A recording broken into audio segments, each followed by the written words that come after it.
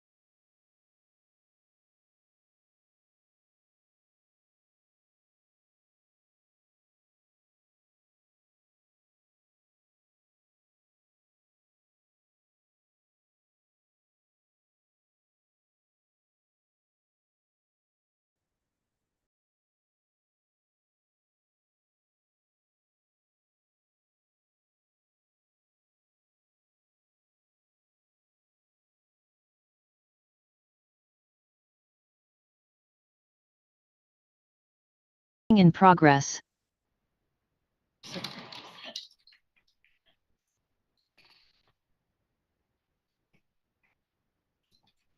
Good morning. I'd like to call to order the meeting of the Insurance Benefits and Ledge Committee for June 4th, 2025. Thank you, Chair Robbins. This meeting is being conducted virtually and in person, so I will do a roll call of the trustees to confirm attendance. Trustees Moore and Green will not be participating in today's meeting. Ms. Ginsburg? Here. Mr. Razzo? Ms. Langton? Mr. Rue? Ms. Fessler? Present. Mr. Oakham? Mr. Harris? Present. Chair Robbins? I'm present. Staff participating in the meeting include Deputy CEO Louis Lugo, AEOs JJ Popowich and Laura Guglielmo, Chief Counsel Stephen Rice, Legislative Affairs Officer Barry Liu, Director of Retiree Healthcare Cassandra Smith, Consultants Stephen Murphy and Michael Zito from Siegel. Trustees, please use the raise your hand Zoom option to be placed in queue. At this time, we ask all meeting participants to mute your mics until you are ready to speak, and we may now proceed with the agenda. I'm present as well. Yes. And there were no requests received for teleconference meeting attendance under AB 2449. Thank you very much. Motion 3A, approval of the minutes of the meeting of May 7th. I need a motion. Second. Is there any changes? Carrie? Mr. Oakham? Aye. Mr. Kehoe? Aye. Chair Robbins? I'm an aye. The motion passes unanimously with all trustees present. Item 4, public comment. We don't have any. I don't have any. No public comment for the committee. Reports. 5A, engagement report. Mr. Liu. Thank you, Chair Robbins. Good morning, Chair and trustees. Some items of interest for you this month. The first one concerns an interesting report released by the Public Policy Institute of California on a household wealth, which is basically the value of what you own versus what you owe. And so some interesting numbers here. The median net worth in California is $280,000 compared to $180,000 elsewhere. And median household assets are about $494,000 compared to $311,000 in other states. And also household debts about $103,000 in California versus $74,000 in other states.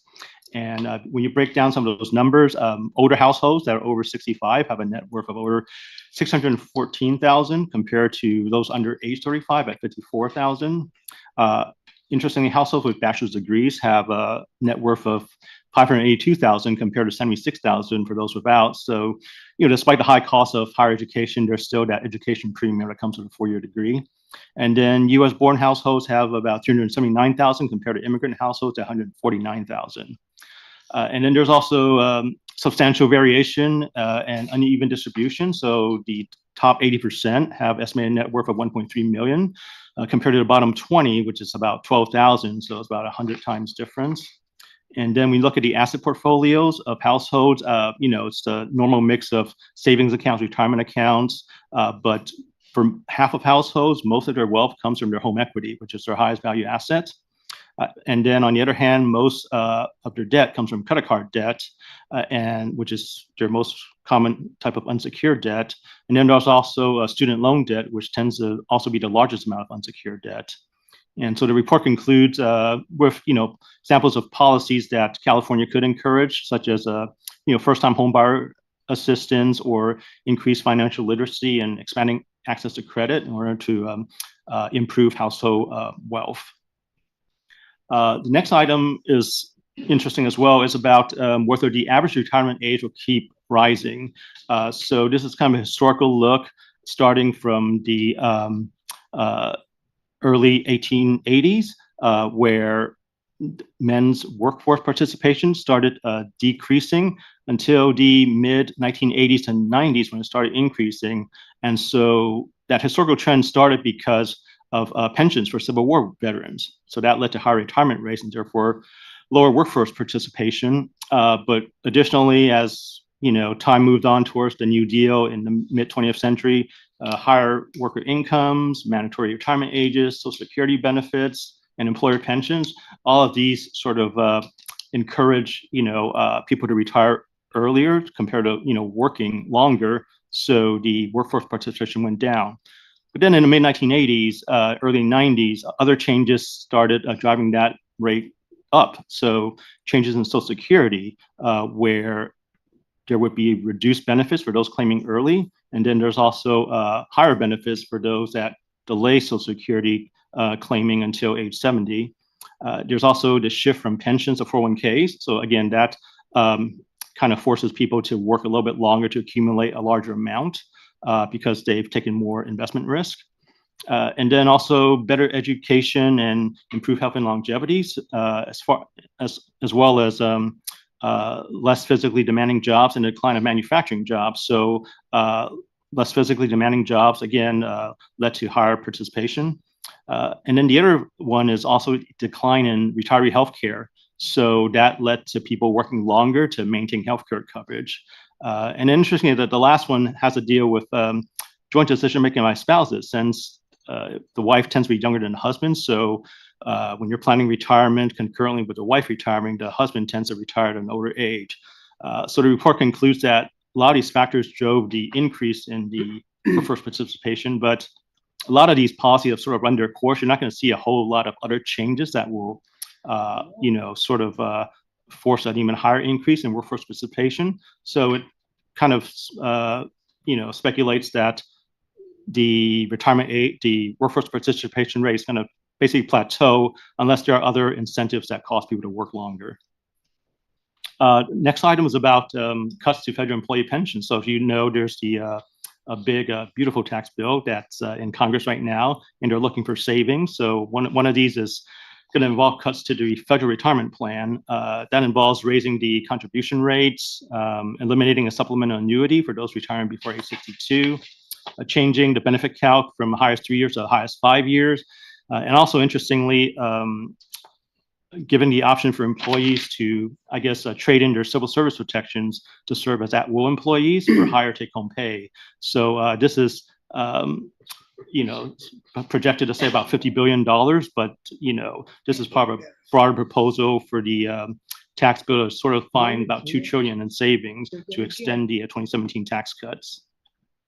And then the last item is about another state that's creating an auto IRA secure retirement plan. So Nevada has created one, but they're joining an interstate alliance that's led by Colorado that includes Delaware, Maine, Nevada, and Vermont.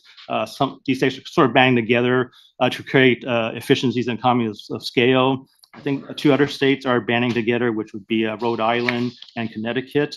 But all told, there are about 20 states with these retirement programs, and 17 of them have these auto IRA programs that would allow people whose employers don't otherwise have a retirement plan to participate in a retirement savings plan.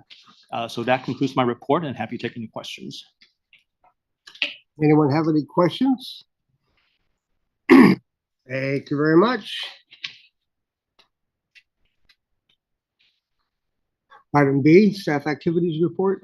Good morning, Mr. Chair, members of the committee. Just one thing to report. On May 23rd, we mailed out the retiree healthcare annual packet. Some of those that are retired, you may have seen yours already. It contains the rates that were approved by the board effective July 1st. So members have these in their hands and they've started calling already. That's all I have. That's it. Thank you. Claims experience, Michael. Good morning, trustees.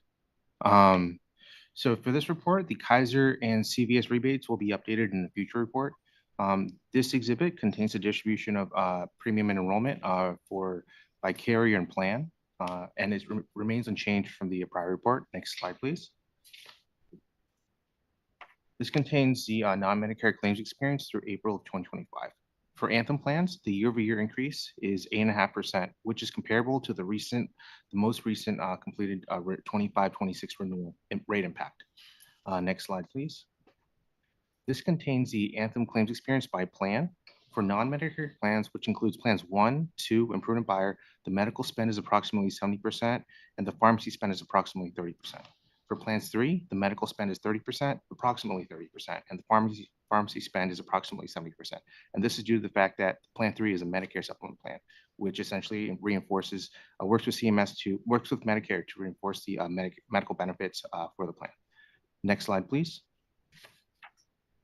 Next slide, please. And this contains the large claim experience for Anthem, Cigna, and Kaiser. For Anthem's non-Medicare plan, there was a 58% year-over-year increase, which represents a growth in individuals exceeding the polling point of $400,000.